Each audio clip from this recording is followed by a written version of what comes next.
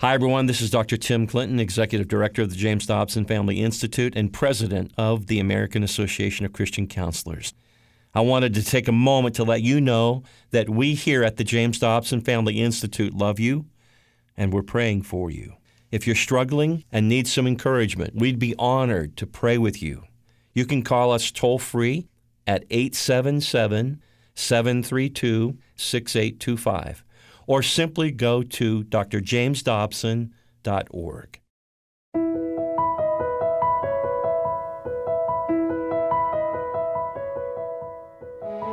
Hi, I'm Ryan Dobson. Together with my mom and sister, I want to welcome you to the radio program that celebrates my dad's love of all things family, Family Talk. This month, Family Talk and the Dr. James Dobson Family Institute will celebrate 10 years of being on the air by going back and airing some of the top-rated programs from 2010 to 2019. Today we have an interview from 2019 with author and speaker Rebekah Gregory. For those who don't recognize her name, Rebekah is a survivor of the Boston Marathon bombing. She speaks candidly about her horrific memories of that day and how her faith in God helped her through the trauma. She has her own ministry called Rebekah's Angels, and she does amazing work with kids and trauma. A quick listener note, some of the content discussed in these interviews is graphic and is intended for mature audiences. Parental discretion is advised. Let's listen now to part one of a two-part interview with Rebekah Gregory. I want to start today's program with a declarative statement. You may have noticed that life is not fair, and it can be very difficult. If you believe that it's supposed to be problem-free and you've gone through some very hard knocks with your life, you're likely to feel victimized and demoralized by society or even by God. It's a horrible feeling that can paralyze a person in their circumstances. And we're talking to some people today who are there, some who have been through really difficult times, and they're clinically depressed and confused with life and angry at others who they perceive as being luckier than they, and they might blame God for their circumstances. I want to offer some hope to them and to all of us, because life is difficult, and it is not perfect, and it was never intended to be. And if you think it is, look at some of the heroes in the Bible, and they've gone through some very, very difficult things too, starting with Job. But I want you to meet a woman whom I met an hour ago. She is a delightful person, and she's had her share of difficulties, and the way she's dealt with it has been an inspiration to others. She's Rebekah Gregory, and she has written a book called Taking My Life Back, The Story of My Faith, Determination, and Surviving the Boston Marathon Bombing. That'll tell you where we're going today. Rebekah, I'm so glad to have you here. It is an absolute honor, Dr. Dobson, to be here. You know what I'm talking about, don't you? About I do. Tough times. Yes, I've had some tough times, I would say. Well, let's start by talking about the most difficult one. Take us back to April 15th, 2013, your birthday, as a matter of fact, yes. Wasn't it? When you were attending the Boston Marathon, and you were near the finish line. Mm-hmm. And tell us what happened. We remember it from the headlines in the news and on television, but you experienced it. Tell us about it. So it was a great weekend, actually. It was my first time ever in the city of Boston, my 26th birthday weekend. I had gone up there to watch a friend of ours, run, and oftentimes I joke that people think I was automatically running in the Boston Marathon, and I'm like, no, I was on the sidelines eating chocolate-covered pretzels, wondering why anyone runs 26.2 miles. But I had also taken my son up with me, and he was 5 at the time, Noah, and we caught a Red Sox game, we toured the city, and we were all packed up ready to go back home to Texas as soon as that marathon concluded on Monday.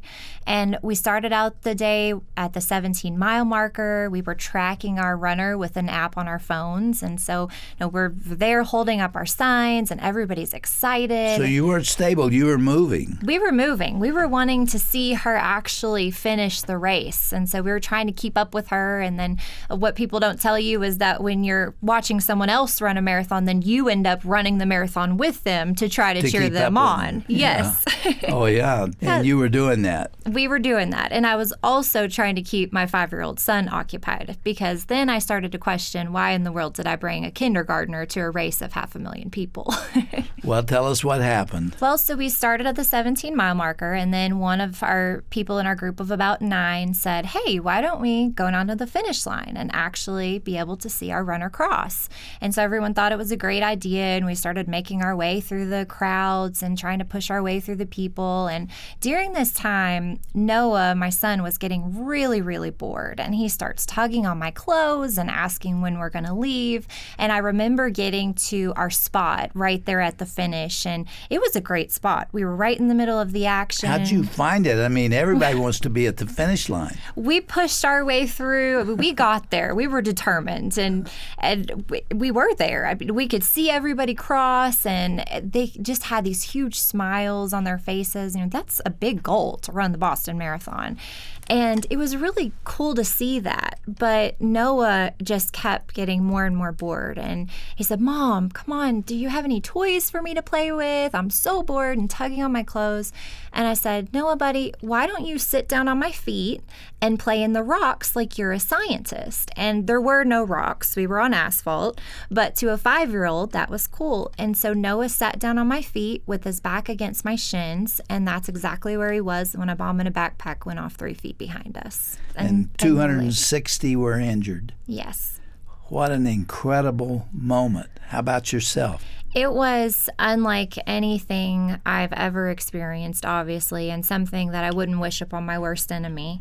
The hardest part of that day was not the physical, though. It was the emotional. It was everything that not only I saw, but my son saw as well. Everybody was screaming? Everyone was screaming. I could not move anything but my head. My bones were laying next to me on the sidewalk. My left leg was on fire. There were people's body parts all around us that weren't even attached to them. There were nails, BBs, ball bearings, everything that these brothers packed into these pressure cooker bombs. And it was a true war scene. They had run. One of them that was responsible for the final stage of the bomb ran, didn't he? He wanted to get a second bomb placed down. A second bomb? Yes. So there was one that we were at the first one, and then a couple 100 feet away from us was another backpack with a bomb in it. What happened? Explain what took place then. It was Paramedics came from everywhere. It was chaos. I mean, it was true chaos, and it did feel like we were in the war. I mean, the things that we saw are what you see when soldiers are overseas. And it was just the scariest moments of my life, and it was honestly the day that I thought that I was for sure going to die. You were terribly injured, though. I was, and a guy I remember, he tied a tourniquet around my leg, and some others lifted me onto a gurney, and I said a prayer. I said, God, if this is it, take me, but let me know that my son is okay. And right after that, I saw in my peripheral vision Noah being picked up by a police officer, and I could see that his leg was bleeding, but he was nowhere near as injured as I was.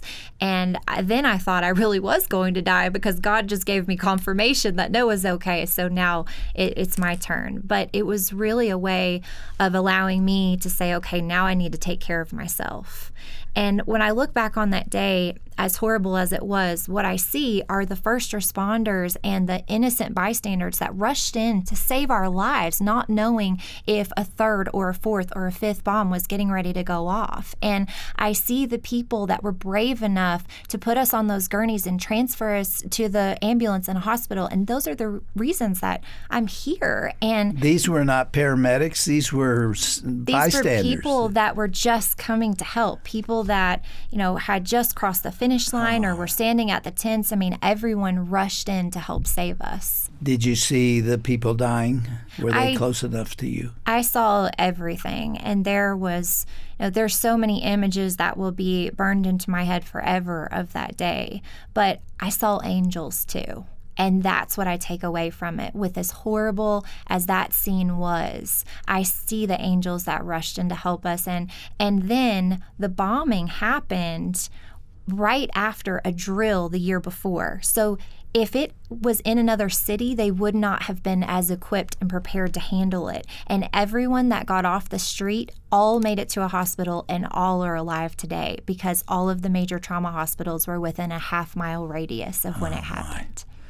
Rebekah, were you panicked? You said you thought you were going to die. Well, describe your reaction. I was panicked because I didn't know. I didn't know what had happened, and that was the scariest part. I knew that it was something terrible, but looking at myself and just being able to see the scenes that I saw, my bones laying next to me, my leg on fire, I was bleeding out at a very rapid pace. But at that moment, my mom instincts kicked in, and I just wanted my son to be okay. And I remember the long ambulance ride to the hospital. It felt like forever, and I remember being in the most excruciating pain in my entire life and just begging them to put me to sleep or give me medicine to help knock this out. I just wanted it to go away. And I got to the hospital, and that's when they placed me in a medically induced coma. But the amazing part is that Noah and I actually got separated. We went to 2 separate hospitals, but my medically induced coma was for a couple of days, and about the 5th day, I was really waking up and coherent enough to know what was going on. And it was the same day that Noah was coming to visit me in my hospital. Mm-hmm. And so I felt like that was God's way of saying, okay, rest. I've got this, and we're going to give you some rest. When now. The bombing occurred, did Noah see it, and then you were separated? Was that terribly traumatic for him? It was so traumatic for him. Noah could remember everything at one point from that day. So he would ask about specific people and specific clothing, and you would look back at the first scene of the bomb, and sure enough, these people that he's describing are right there. He lost his innocence that day. I thought he was never going to be okay again. And I spent 56 days in the hospital initially. And the first thing that he said to me when I got home, when I was wheeled in a wheelchair to my mom's house because I could no longer even go to our own house, my little boy came out and he said, "Don't worry, Mom, we are never leaving this house again." And it was on the way home from the hospital that my own trauma and PTSD set in, because I had been confined to this one room for 56 days with the same nurses and same doctors taking care of me. And then all of a sudden, I felt like every single person was out to get me and all of this trouble, and I was going to die before I got home. How was your PTSD manifested? It just manifested in the way that I thought everyone was just out to get me. As soon as I left the comfort of that hospital, it was like every noise, every car, every person that we saw, and even in the house, in my mom's house, the familiar sounds of her dog barking and my little sister and Noah even playing in the room, it was enough to terrify me. And I remember... You have flashbacks to the bombing. Flashbacks, nightmares, loud noises. What an unbelievably evil thing to do to innocent people. Yes. Just people standing there enjoying the marathon. And to do that with children all around. One of the men who did that is now dead, right? Mm-hmm. And the other one he's obviously in prison. He is, and he got the death penalty. I actually had to go back and testify in the trial of the remaining bomber. And I remember sitting in court, and he had absolutely no remorse on his face. He was leaning back in his chair, fiddling with his pencil, cracking jokes with his attorney. And I went back and I gave a victim impact statement. And the whole time I stared at him, I felt like I was staring at the face of the devil, because his eyes were just black. You couldn't see his soul. And when you talk to people, you feel their heart and you feel their compassion, and there was none of that. There was no remorse. There was no I'm sorry for anything that he's done. You feel anger toward him? I didn't feel angry until I went to the trial. and I saw the lack of remorse. And then I saw the families of the victims that had to come in and rehash these terrible moments of their lives. And that was hard. It was hard. And people ask me about forgiveness. And as a Christian, we're supposed to forgive. And I think that forgiveness is a process. And I think that I'm closer now than I was 6 years ago. But that man almost took my son from me. He did take my leg from me, and he changed the entire course of my life. But if I was to give in to that anger, and if I held that in my heart, then that would only mean that I couldn't move forward. So I try not to hold on to that resentment, and I try to do everything that I did before and even more, because I have a new appreciation for life now. You know, I may have a different take on an angry response to something like that. I'm not sure that the scriptures support those who say, having gone through that, you can get to the point where you don't feel upset or anger toward people. Right. I don't think that is right. You can control what you do with the way you feel, but feelings are neither right or wrong. They just are. Right. You can't help what you feel. Yes. But you can forgive and sometimes not forget. Yes. You have not forgotten, have you? I haven't. I think it's unreasonable for people to say you should be able to get so far beyond that you don't feel what you went through or what these men have done to you. It's still with me every day. Every day I wake up and I either reach for a wheelchair or I reach for a prosthetic leg as a result of what happened that day. I still have hundreds of pieces of metal and shrapnel in my body that I'm still continuing to go through surgeries for. I've had 68 operations. 68 Yes. operations. And I lost my leg below the knee. And they tried to save your leg for a while, didn't they? They did. For a year and a half, I went through constant surgeries and tried to do limb salvage. And I'm really appreciative of that time, just because when you can do nothing and you're so broken, I feel like that's when God really just comes into your life and makes you whole and gives you peace. As weird as that may sound. Like for me, I went from a night where I wanted to die. I just called out to the Lord and I said, why in the world did you spare me? How far into the process were you? It was a couple of days after I came home from the hospital, that initial stay. The PTSD had set in, the trauma had set in, and I was just like, why? Why am I spared from this? Like, what could you possibly have in store for me? What is the purpose?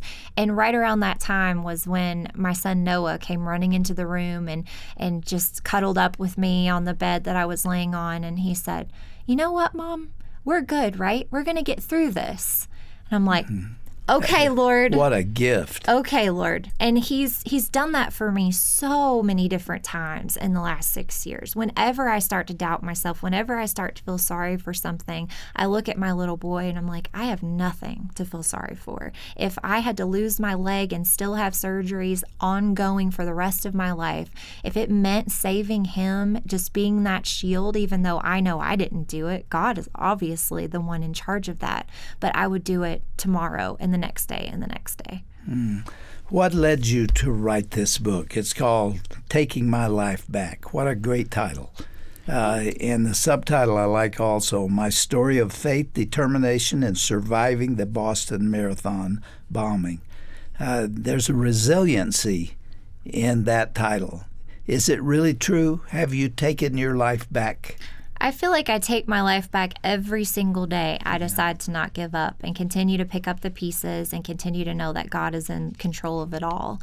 You know, the majority of people, I say, are not going to get blown up by a bomb at a marathon, but every single person has life blow up in their face. And my life has been a series of different traumas. That is so good. I'd like you to say it again. The majority of people will never get blown up by a bomb at a marathon, but every single person has life blow up in their face.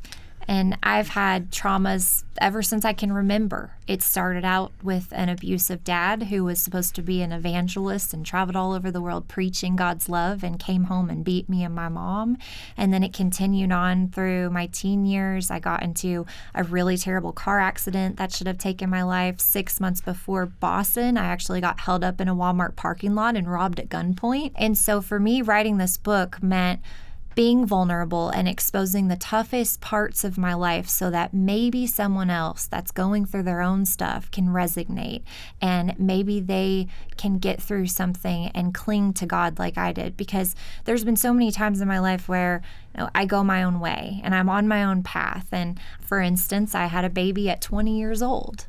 But when I decided that I was going to give it all to God, everything, and not go my own way anymore, it was just my life transformed. And so he has been there for you through the tough times. He's always there.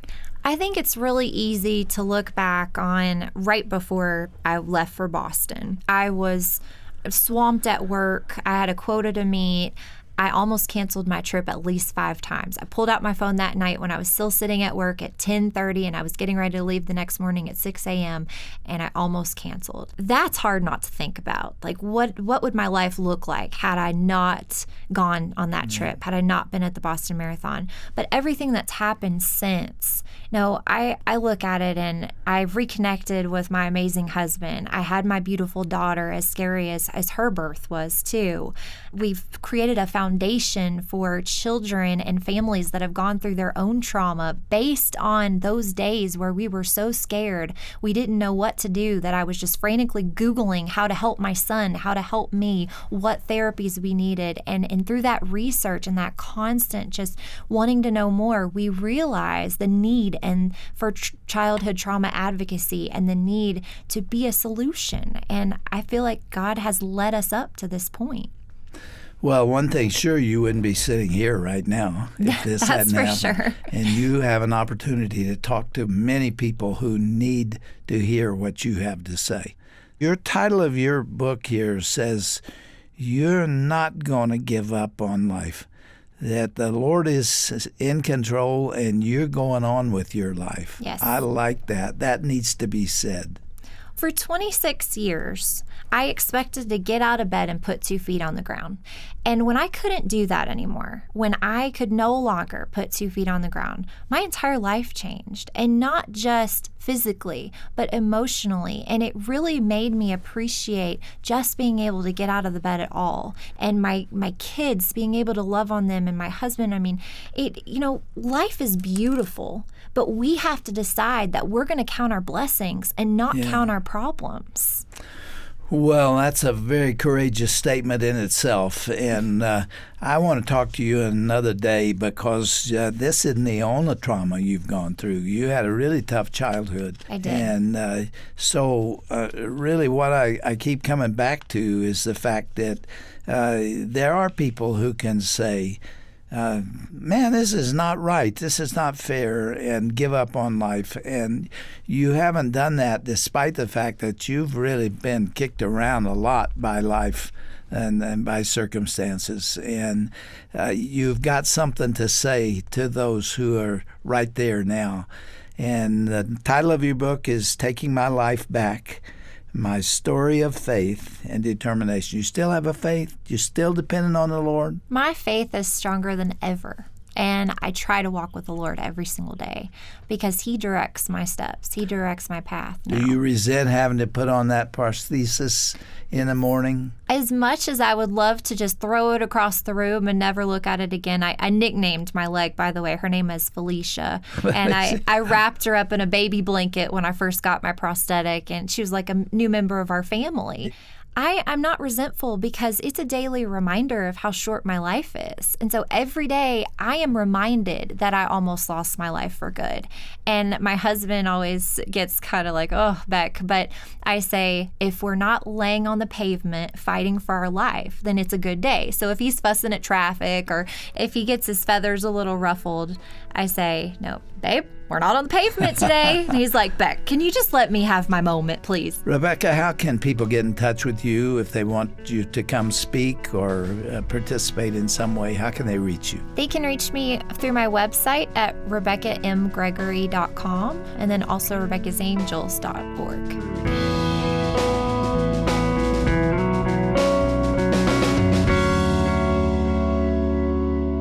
This is Ryan Dobson, dropping in this week as Family Talk celebrates its 10-year anniversary being on the air.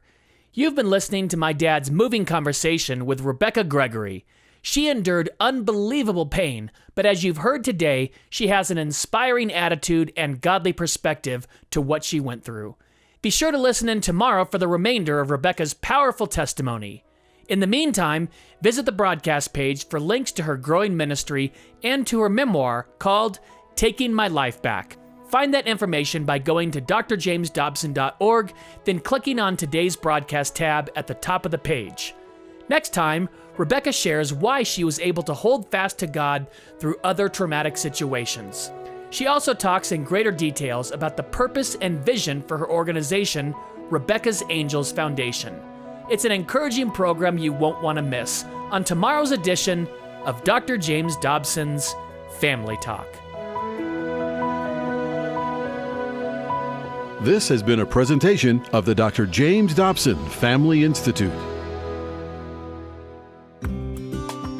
This is Roger Marsh. Did you know that this year marks Family Talk's 10th anniversary? And to celebrate, we've selected 20 of the most popular broadcasts over the past decade, and we've put these shows on 8 audio CDs and present them to you on Family Talk's 10th anniversary broadcast collection.